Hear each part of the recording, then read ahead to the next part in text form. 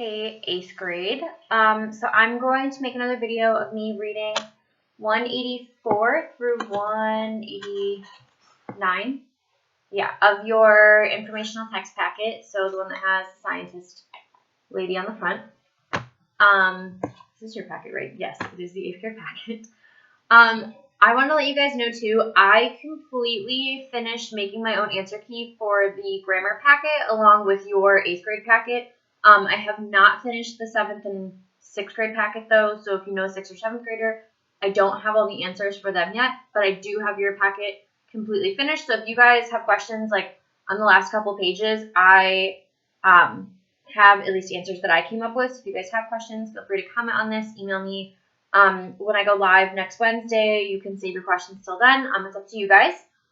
What I'm going to do is read through these pages, and I'm going to go along and do the questions with you guys.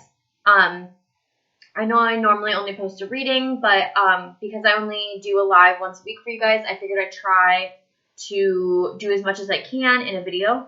I do plan on posting another video tomorrow for pages, 190 through 191? Yeah. And then next week, we will finish this packet out. Remember, you guys do have, not that I want you to work on this over spring break, but you do have over spring break to work on these packets. So I guess if you get really bored, you can work on them. Okay, so we are going to start on page 184. My plan is to read the entire thing, and then I'll go back and answer questions. The power of solar energy. Every day, people around the world turn on lights and use computers. They heat and cool their homes and offices with heating and air conditioning devices. They use refrigerators to keep their food fresh and stoves to cook it. They drive to work in cars and fly to vacation spots in airlines. They play video games and watch TV. Most of all, the machines people use on a daily basis are powered by energy from fossil fuels. In fact, fossil fuels are the source of more than 80% of all energy consumption around the world. That's because fossil fuels are relatively inexpensive to mine and to turn into electricity. However, the use of fossil fuels is also the source of many environmental problems. Furthermore, some scientists claim that we will run out of fossil fuels in the near future. For these reasons, we should be developing alternative energy sources, particularly the use of solar energy. Fossil fuels. It is important to know what fossil fuels are and the problems related to their use before you can fully appreciate the need for developing alternative fuel sources. The main types of fossil fuels are coal, oil, and natural gas. Coal is a black or brown shiny rock. Oil is a black gooey liquid. Natural gas, of course, is a gas. Other kinds of gases include oxygen and helium. Natural gas is colorless and odorless. Gas companies add a scent to natural gas before delivering it to your house. That way you can smell a gas leak and call the gas company to fix it. Before this situation becomes dangerous, since natural gas can explode, natural gas is not the gas people use to power a car. That is actually gasoline, and it is made from oil. Creating electricity from coal, oil, and natural gas at an energy plant is a fairly simple process. First, the fossil fuel is burned. The heat generated is used to boil water to create steam. The steam pushes against the blades of a turbine, making the turbine spin. This movement creates electricity. A limited supply. The fossil fuels we use today are created more than 300 million years ago. They formed from the decaying remains of plants and animals. Layers of earth piled up on these remains, pressing them together until they turned into coal, oil, or gas. Today, power and mining companies drill or dig into the ground to collect coal and tap into pools of oil and pockets of natural gas. However, there is not an unlimited supply of fossil fuels, and the process to create a fossil fuel takes millions of years.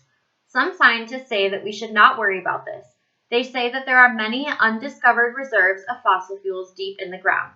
They say that these undiscovered reserves will cover our energy needs well into the future. But if these reserves are undiscovered, how do we know that they exist?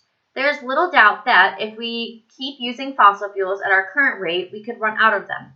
Some scientists predict that we will use up all of our known supplies of fossil fuels within the next 100 years or so. Even the World Coal Association has stated that there is enough coal to last us around 112 years at current rates of production. A bleak future. If we do run out of fossil fuels and have not developed alternative sources of energy, humans will have to adapt to a vastly different and much less enjoyable and perhaps even dangerous way of life. People will have to suffer through cold winters and hot summers without any relief. Car and airplane travel will become a thing of the past, and people will have to get around on bicycles or walk. Food safety will become a major issue. There will be very few ways to preserve food or cook it properly.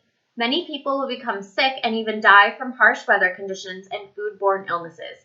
And those are just a few of the problems people will suffer from. Imagine that you had to get through every day without using any electricity. It's almost unimaginable, isn't it? Dirty energy. Even if there was an unlimited supply of fossil fuels, we should still be actively working to develop alternative supplies of energy. That is because the use of fossil fuels has an incredibly damaging effect on our environment. One of the biggest environmental concerns with the use of fossil fuels is the pollution it creates. Fossil fuels give off carbon dioxide when they are burned. Carbon dioxide is a type of greenhouse gas. Greenhouse gases rise up and form a blanket that traps heat in our atmosphere. For the most part, this is a good thing. Without that blanket to keep our air warm, we would all freeze to death. But when that blanket gets too thick with greenhouse gases, it traps in more heat than is healthy for our ecosystem. Polar ice caps melt, causing a rise in sea levels and flooding, and lush inland areas can turn into deserts. Furthermore, the pollution spewed into the air by energy, plants, cars, trucks, and airplanes from the burning of fossil fuels dirties our air. This makes it harder for us to breathe. According to the National Oceanic and Atmospheric Administration, or NOAA, 50,000 people die prematurely every year in the United States because of poor air quality. Renewable energy. We have two types of energy, non-renewable energy and renewable energy. Fossil fuels are non-renewable energy. They will run out one day and cannot be easily replaced. Renewable energy, however, is virtually infinite. It can never run out and can be replaced. The wind, rivers, and oceans, and the sun are all sources of renewable energy. Renewable energy is our best hope for the future.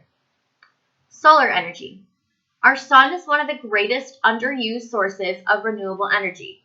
The sun produces enough energy in 1 second to provide more energy than humans have used since the beginning of time. Yet, in the United States, we rely on solar energy for less than 1% of our energy needs. There are two ways to turn the sun's energy into electricity. Solar thermal facilities create electricity in a way that is very similar to how electricity is generated from fossil fuels, by boiling water to create steam to spin a turbine. However, these power plants convert water into steam from the heat collected by solar collectors. Then the process is the same as at coal, oil, and natural gas power plants. The other way to turn the sun's energy into electricity is through the use of solar panels lined with photovoltaic cells. These cells absorb sunlight and immediately convert it into electricity. This is how photovoltaic solar power plants create electricity. Have you ever used a calculator that had a glass strip divided into 4 cells above the display screen? Then you have used this type of solar power. Great advantages. There are many great advantages to using solar energy instead of fossil fuels. One of the main advantages is that converting solar energy into electricity does not produce carbon dioxide, a type of greenhouse gas. Therefore, it does not contribute to global warming. Gujarat Solar Park is a group of solar power facilities in India. According to local government officials, the solar park will save 8 million tons of carbon dioxide from being emitted into the atmosphere. This is the amount of carbon dioxide that would have been emitted if power was created by solar park were instead created by burning fossil fuels. Solar plates, tubes, and panels create a great amount of power for solar power plants, but they can also be installed atop an individual home or office. This allows people and businesses to have a power without any connection to a power company. Another advantage to using the solar energy is that our natural environment does not need to be destroyed to collect sunlight. This is in stark contrast to how mining and drilling for fossil fuels can devastate an area. For example, coal mining companies have bulldozed more than 300,000 acres of forest in West Virginia in order to access coal close to Earth's surface. One of the worst environmental disasters related to oil drilling took place in 2010. An offshore oil rig in the Gulf of Mexico exploded. The damaged well spewed up to 184 million gallons of oil into the water over the next 100 days. According to a report issued in April 2011 by the Center for Biological Diversity, more than 100,000 birds and animals may have been killed or harmed by that oil spill. FYI, I know that happened when you guys were just 2, 3. But that was a BP oil spill if you guys want to look more into it. But that is the end of 189. So we are going to flip back to 184 to go over the questions. I wanted to tell you guys too that we are going to start something new where we give a code word during our videos that we post. You guys will have to privately email the teachers that code. So please don't go on Google Hangouts or something or comment it on this video. You're going to privately email me that code. The code for today can just be Winston because I didn't really think one up. So we're going to start with the questions. So 184, cite evidence A. Authors of persuasive essays typically state their point of view about the topic early in the text. Circle the topic of this essay. Then underline the statement that presents the author's point of view on this topic. So I just circled circle the topic. I just circled the title. I felt that kind of gives you the topic, the whole main idea. And then underline the statement that presents the author's point of view on this topic. So you are going to find a sentence. I found the sentence I used in the second paragraph. You're going to find a sentence that supports the title, if the title is the topic that you want to use. Cite evidence B. Authors always have a purpose for including certain information in their text. Box the statement in the section Fossil Fuels that helps the reader understand why the author thinks that readers must first be led to understand what fossil fuels are. I found my answer for this in paragraph 3. That's all I'm going to tell you guys. Cite evidence C. Authors use headings to signal the central idea of a text section. Circle the heading on this page. Then underline one sentence in each paragraph that helps the reader determine the central idea of this section. There is only one heading on this page, so that is the heading that you should circle. And then I found,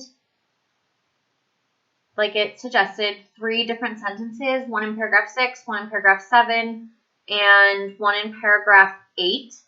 I will give you the one example I found in paragraph 8 is that some scientists predict that we will use up all of our known supplies of fossil fuels within the next 100 years or so. So that is in paragraph 8 again. You guys need to find a sentence in paragraph 6 and a sentence in paragraph 7. Cite evidence D. To build their credibility, authors of persuasive texts will acknowledge and respond to conflicting evidence or viewpoints. Box the sentences in which the author presents a viewpoint that contradicts the idea that we may one day run out of fossil fuels. I found my example for this in paragraph 7. My word of advice for you, because you guys are doing 2 different things in paragraph 7, is to, the sentence that you're underlining or boxing, put the letter that it corresponds with, so that you guys don't lose points or something, because I think you underlined the wrong thing.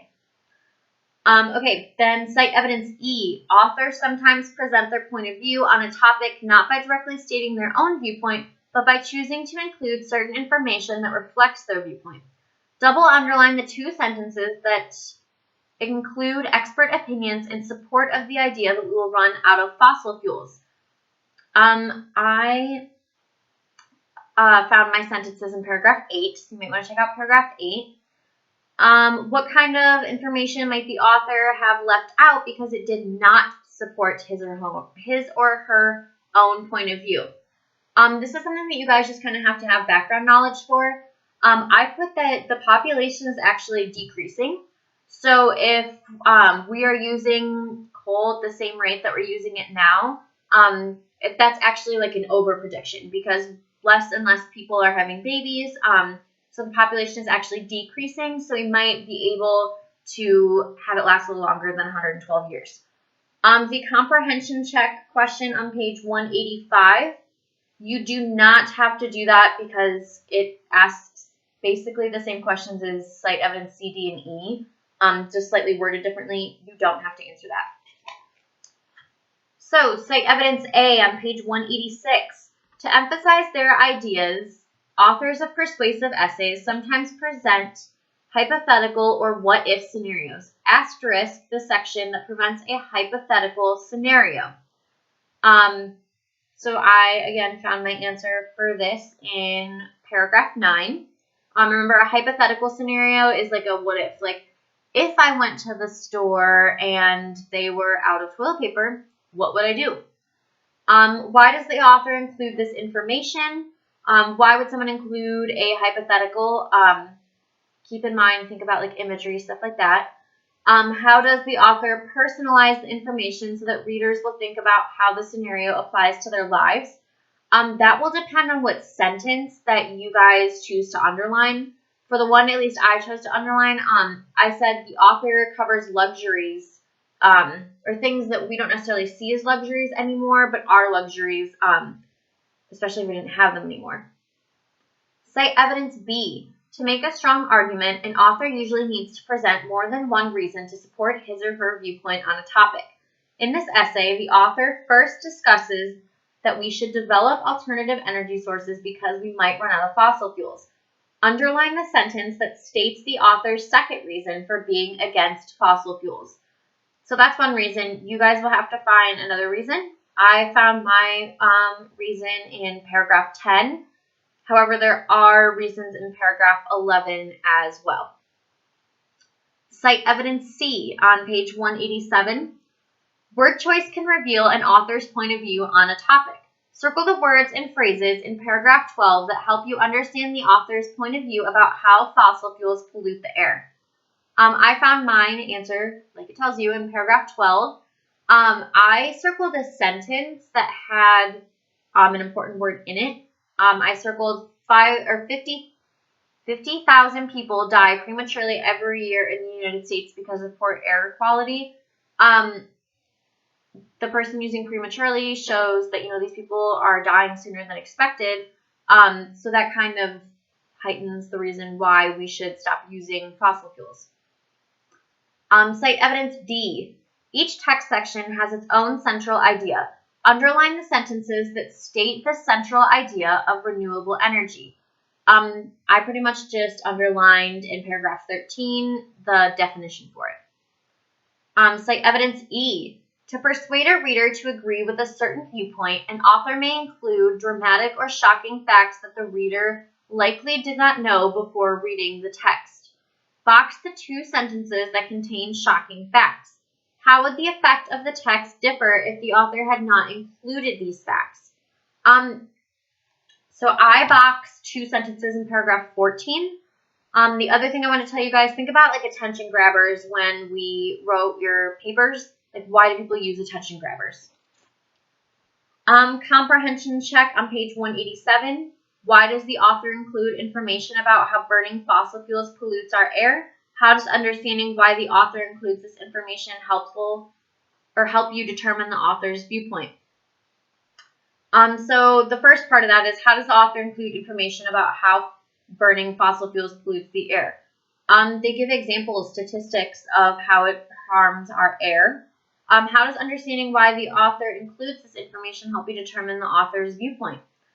The author, I put that it helps me understand why the author feels the way they do, because they're like, no one wants to talk about people dying prematurely. If you care about our environment, you want our environment to last longer for future generations. That's what I put for that.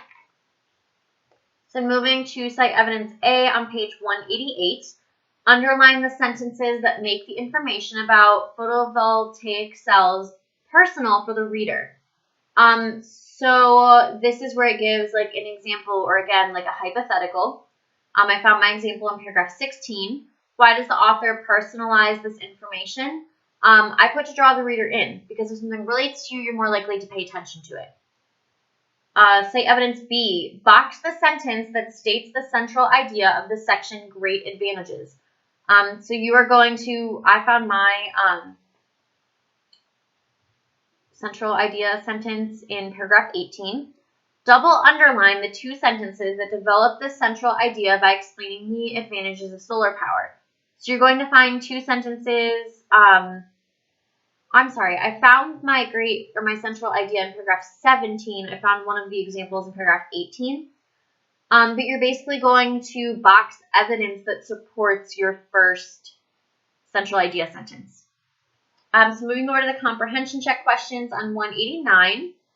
Number 1, based on information in the text, the author is in favor of using solar energy because 1, there's a limited supply of fossil fuels, and 2, A, increasing greenhouse gases is important. I didn't pick that. It goes against what our author is trying to say. B, making photovoltaic cells is very expensive. Again, it never states that anywhere in there. C, digging up coal is difficult and expensive. That was stated in there. But again, it doesn't, I guess it has to do with solar energy, but not specifically. And then D, burning fossil fuels is harmful to the environment. Again, that has to do with why you would rather use solar energy instead of fossil fuels. So I would go with C or D. The author explains the use of photovoltaic cells to show A, another way to turn solar energy into electricity, B, the high cost of fossil fuels, C, how inexpensive solar energy can be, or D, a negative aspect of solar energy. I would just look at how they talk about photovoltaic cells in paragraph 16. That should give you the answer for that. Why does the author cite the detail about the number of acres bulldozed in West Virginia? A, to state a central idea, B, to acknowledge a counterargument, C, to provide a contrast, or D, to describe a procedure. I don't think it's A because it's not a great advantage. Like, it doesn't go along with the central idea of that section. To acknowledge a counterargument, there really is no argument there. So I would go with C or D, to provide a contrast or to describe a procedure. Number 4, which word or phrase best conveys the author's viewpoint about the 2010 oil spill in the Gulf of Mexico? A, oil drilling. It doesn't really describe the situation. That's what the situation is. B, environmental disaster. I do think that's a good word because, like it said, a lot of animals were harmed or killed. C, oil rig. Again, that doesn't really have to do with what happened.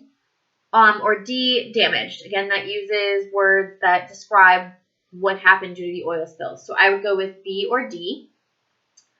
And then number 5, how does determining the author's viewpoint towards solar energy help you understand why the author includes the information about Sujarit Solar Park? You guys will just have to go back to paragraph 18 to get your answer for that. I can't really give you any assistance with that without giving it away. The second part that says work with a partner to identify what information, blah, blah, blah. You guys don't have to do that part. So you can either scribble it out. You just have to do the first question in number 5. So that is all I have for this section. I'm going to post another video tomorrow of 190 and 191. All of the vocab for these last couple pages is posted on the Google Classroom. The work that we're going to start going into next week doesn't have any vocabulary with it, so I didn't post any. So we should finish 191, which then I think leaves us with like 10 or 11 more pages to do next week. Again, if you guys have any questions, feel free to email me. You can comment on this. You can wait until we go live next week, although I would probably forget my question if I waited that long. But I will see you guys soon.